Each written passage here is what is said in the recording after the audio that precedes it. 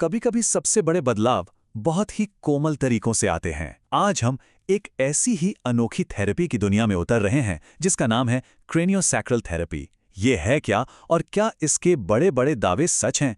चलिए पता लगाते हैं। तो सबसे पहला और सबसे बड़ा सवाल तो यही है, क्या एक सिक्के जितना हल्का सा टच सच में हमारे शरीर को अंदर से हील कर सकता है? ये सुनने में थोड़ा अविश्वसनीय सा लगता है ना? आइए इसी दावे की गहराई में चलते हैं। तो चलिए सबसे पहले ये समझने की कोशिश करते हैं कि आखिर ये थेरेपी काम कैसे करती है। इसका इसका मूल सिद्धांत क्या है? देखिए, बिल्कुल आसान शब्दों में कहें तो ये एक हैंड्स ऑन टेक्निक है। मतलब इसमें थेरेपिस्ट अपने हाथों का इस्तेमाल करता है, लेकिन बहुत ही हल्के ढंग से। आइडिया ये है कि शरीर की जो खुद को ठीक करने की ताकत है, बस उसे सहारा दिया जाए। पर ये अनोखा आइडिया आखिर आया कहाँ से? आपको बता दूं, ये कोई नई चीज नहीं है। इसकी कहानी तो एक सदी से भी ज्यादा पुरानी है और काफी दिलचस्प भी। तो इसकी शुरुआत हुई थी डॉक्टर सदरलैंड के एक विचार से कि हमारी खोपड़ी की हड्डियां असल में जुड़ी हुई नहीं होती, उनमें हल्की सी मूवमेंट होती है। और फिर दशकों बाद डॉक्टर अपलेजर ने एक सर्जरी के दौरान उस मूवमेंट को अपनी आंखों से देखा। बस वहीं से क्रेनियोसैक्रल थेरेपी का जन्म हुआ, जिसे आज हम जानते हैं। तो हमने एक शब्द इस्तेमाल किया, सिस्टम। पर ये क्रेनियोसैक्रल सिस्टम आखिर है क्या? चलिए जरा शरीर के उस हिस्से को समझते हैं जिस पर ये पूरी थेरेपी काम करती है। इसे ऐसे समझिए जैसे हमारे शरीर के अंदर सिर से लेकर रीढ़ की हड्डी के आखिर तक एक बहुत ही नाजुक हाइड्रोलिक सिस्टम है। प्रैक्टिशनर्स का मानना है कि अगर इस सिस्टम में कहीं भी कोई रुकावट आ जाए तो उसका असर हमें दर्द, तनाव या दूसरी समस्याओं के रूप में महसूस हो सकता है। अब यहाँ जो नंबर दिख रहा है वो इस थेरेपी का सबसे दिलचस्प पहलू है। माना जाता है कि इस सिस्टम की एक अपनी लय, एक अपनी रिदम होती है। ये हर मिनट 6 से 12 बार धड़कती है और थेरेपिस्ट अपने हाथों से इसी रिदम को सुनने की कोशिश करते हैं। और ये सब कैसे किया जाता है? एक अविश्वसनीय रूप से हल्के स्पर्श के साथ। जी हां, सिर्फ 5 ग्राम का दबाव, जो एक सिक्के के वजन के बराबर होता है। इसमें कोई जोर जबरदस्ती नहीं है, बस शरीर को धीरे से सही दिशा में गाइड करना है। तो थियरी तो बहुत हो गई है ना? अब आते हैं असली बात पर। अगर कोई इस थेरेपी के लिए जाता है तो असल में उस सेशन में होता क्या है, महसूस कैसा होता है?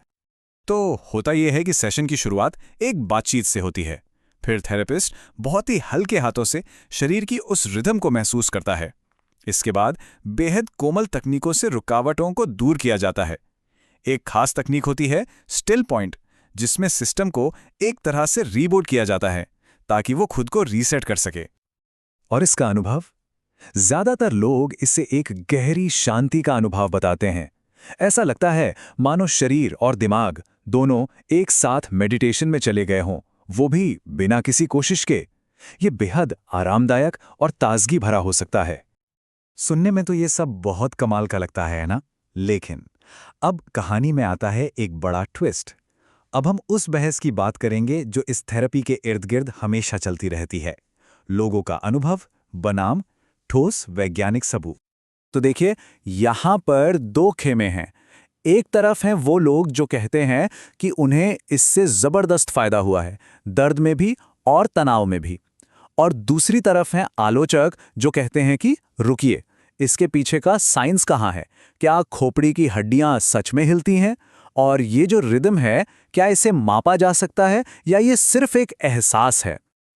और जब हम रिसर्च की दुनिया में झांकते हैं तो मामला थोड़ा पेचीदा हो जाता है।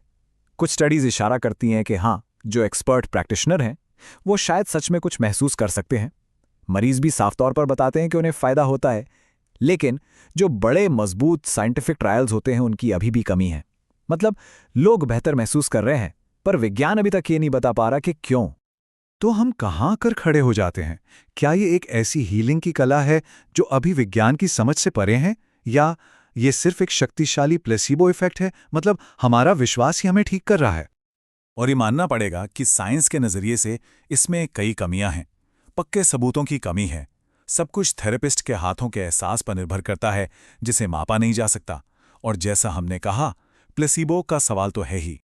लेकिन इस सारी बहस के बीच एक बात है जिस पर शायद ही किसी को एतराज हो, और वो ये कि ये एक बहुत ही सेफ तरीका है। इसमें रिस्क ना के बराबर है, क्योंकि ये इतना जेंटल है, इससे नुकसान होने का चांस लगभग 0 है। और शायद यही वजह है कि बहुत से लोग इसे सिर्फ आराम और सुकून पाने के लिए अपनाते हैं। तो आखिर में हम एक बड़े सवाल पर आके रुक जाते हैं। क्रेनियोसैक्रल थेरेपी हमें ये सोचने पर मजबूर करती है कि जो चीज़ विज्ञान माप सकता है और जो हम महसूस करते हैं, उसके बीच की वो बारीक सी लाइन आखिर कहाँ है? हीलिंग की कला और साइंस के सबूतों के बीच का संतुलन क्या होना चाहिए? इस पर ज़रूर सोचिएगा।